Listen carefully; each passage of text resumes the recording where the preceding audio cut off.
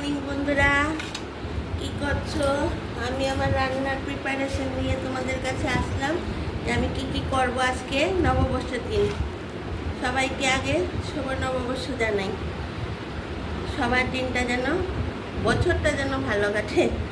দেখো, আমি আজকে একটু মেয়ে খাসির মাংস খাবে না, তার জন্য মুরগির মাংস এটা কষা করে রান্না করব। ঠিক আছে, এই যে টমেটো দিয়ে এটা কষা করে দই টই দিয়ে করব, সে তোমাদেরকে দেখাবো।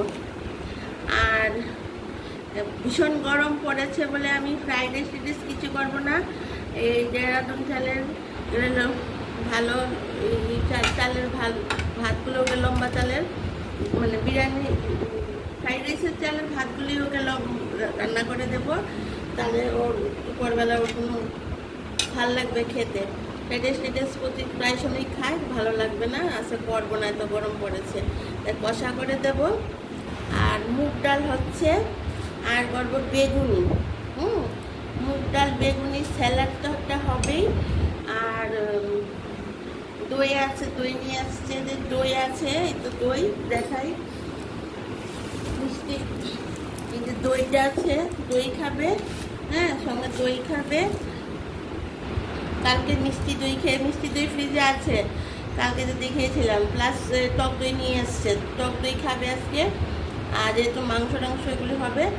আর এখানে হয়েছে, দেখো এখানে হয়েছে খাসির মাংস আছে, দুটো মাংস হচ্ছে, তাহলে বলো। আর বেগুনি হবে, ডাল হবে, এই করব। চাটনি করলেও খাবে না, সেই জন্য আমি আর চাটনি করবো না, এত কিছু খাবে না। তো এই হলো আমার আজকে রান্নার মেনু।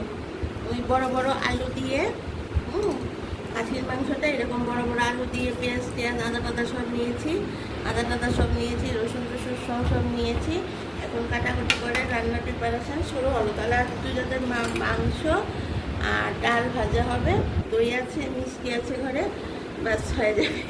আর কি না বলো, যা গরম পড়েছে, এটা একটু ঝোল রেখেই রান্না করবো কাটাটা। আর এটা করবো কষা, আর ওইটা বেগুনিটা করবো, মুগ ডাল করবো, এই করবো, বেশি কিছু আর করবো না। খাবে না তো, লোক অত কম আমাদের, এর থেকে বেশি আনলেও সব নষ্ট হবে, থাকবে। কালকে যে চোর করেছি, অনেকটা রয়ে গেছে। তাহলে বন্ধুরা, এখন রাখি। রান্না করে তো আবার তোমাদেরকে দেখাতে হবে যে আমি কোনটা কীভাবে রান্না করেছি।